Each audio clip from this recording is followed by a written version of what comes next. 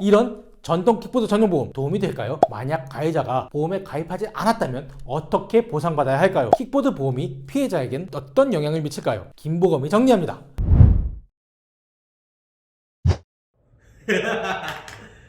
자, 갑니다. 안녕하세요. 김선동 기자의 보험검색 김보검입니다. 저 김보검은 소비자분들이 현명하게 보험을 선택하고 활용할 수 있도록 보험업계의 주요 상품과 이슈에 대해서 알기 쉽게 정리해드립니다. 좋아요와 구독 버튼은 힘이 됩니다. 날이 정말 많이 풀렸습니다. 코로나 때문에 마스크는 여전하지만 그래도 봄이 왔습니다. 봄이 왔네, 봄이 와!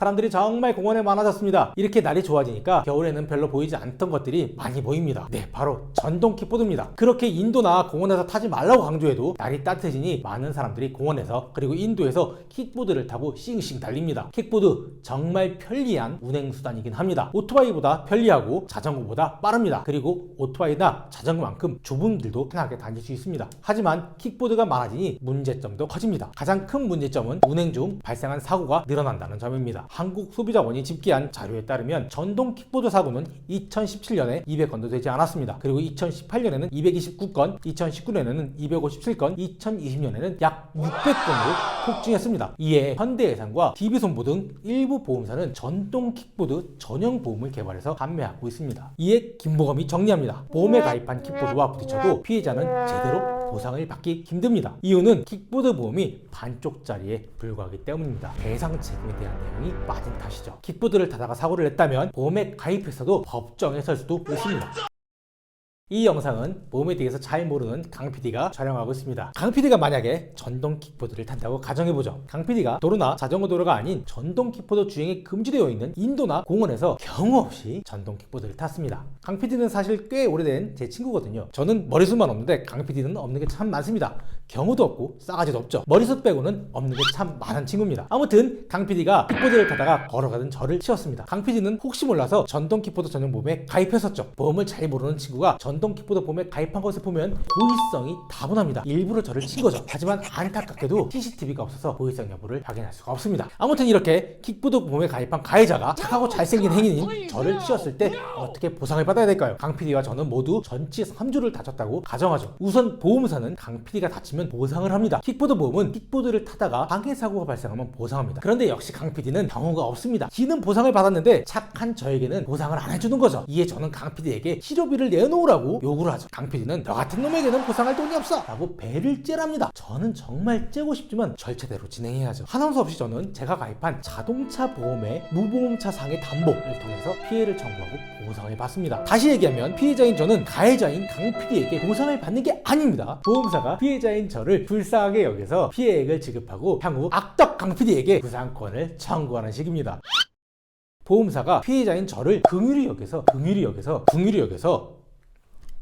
하지 말자. 궁줄이라고 발음하는 거지 지금. 그런데 강 PD가 정말 소득이나 자산이 없다면 보험사도 강 PD에게 돈을 받을 수가 없을 겁니다. 이 경우 민사로 넘어가게 됩니다. 조금 복잡하니 다시 한번 정리하죠. 가해자가 직접 피해자에게 보상하면 간단하지만 가해자는 견제 능력이 없거나 매우 낮습니다. 때문에 피해자는 본인이 직접 가입한 자동차 보험 중 무보험차 상해 담보에서 먼저 피해 보상을 받습니다. 이후 보험사는 나쁜 강 PD에게 구상권으로 응징하는 거죠.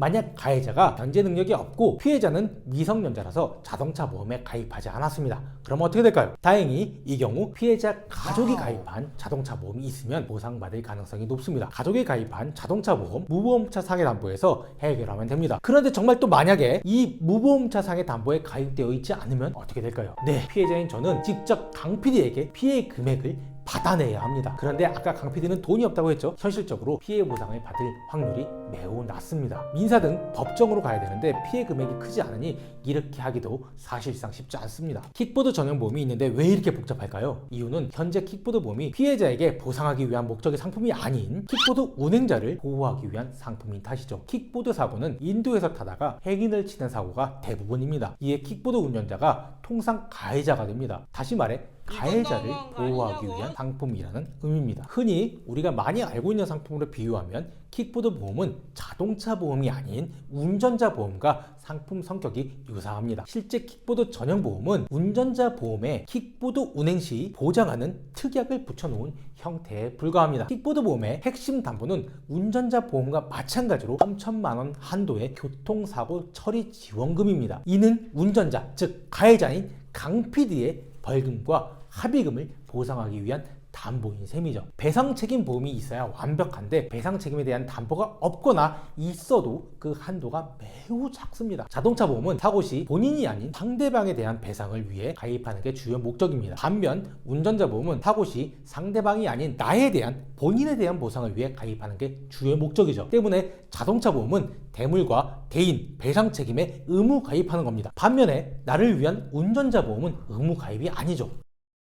해당 보험사 관계자도 사실 배상 책임이 없는 반쪽짜리 보험이란 것을 알고 있습니다. 한계를 인식하고 있다는 거죠. 정말 필요한 것은 배상 책임 담보란 것을 알고 있죠. 금융감독원도 킥보드 보험에 배상 책임이 필수라는 점을 인식하고 있습니다. 그래서 전동 킥보드가 도로교통법상 차량이냐 아니냐 이런 애매한 논란이 있음에도 불구하고 억지로 자동차 보험에 무보험차 상의 담보를 끌고 온 셈이죠. 정말 다행인 점은 자동차 보험 가입자 중 90% 이상이 무보험차 상의 담보에 가입되어 있다는 점입니다. 그럼 왜 보험사들은 전동 킥보드 전용 보험에 가장 중요한 담보라고 할 수 있는 배상 책임에 대한 담보를 빼놨을까요? 그 이유는 통계 부족에 있습니다. 보험은 통계를 기초로 상품을 만듭니다. 전동 킥보드 이용이 활성화된 지가 얼마 되지 않았고 이에 사고에 대한 통계도 아직은 없습니다. 보험사는 전동 킥보드 사고로 얼마나 배상 책임이 발생할지 알지 못합니다. 이에 상품 개발이 어려운 것이죠. 네, 가입하는 게 좋긴 합니다. 만약을 위해서죠. 다만 보험료가 결코 저렴한 수준은 아닙니다. 월 1만 원에 달합니다. 전동 킥보드를 정말 좋아해서 많이 타는 사람이라면 전동 킥보드 보험에 가입하는 게 현명할 수도 있습니다. 하지만 킥보드를 가끔 타는 사람이라면 저는 권하지 않습니다. 저 김보검은 소비자분들이 현명하게 보험을 선택하고 활용할 수 있도록 보험업계의 주요 상품과 이슈에 대해 알기 쉽게 정리해드립니다. 현명한 보험 가입과 활용 방법에 대해 상담을 원하시거나 교육을 원하시는 분은 아래 이메일로 문의를 주세요. 또 보험에 관련된 제보를 주시거나 궁금한 점이 있을 때도 김보검을 찾아주세요. 오늘 영상이 도움이 되셨다면 아래 좋아요와 구독 버튼을 부탁드립니다. 감사합니다.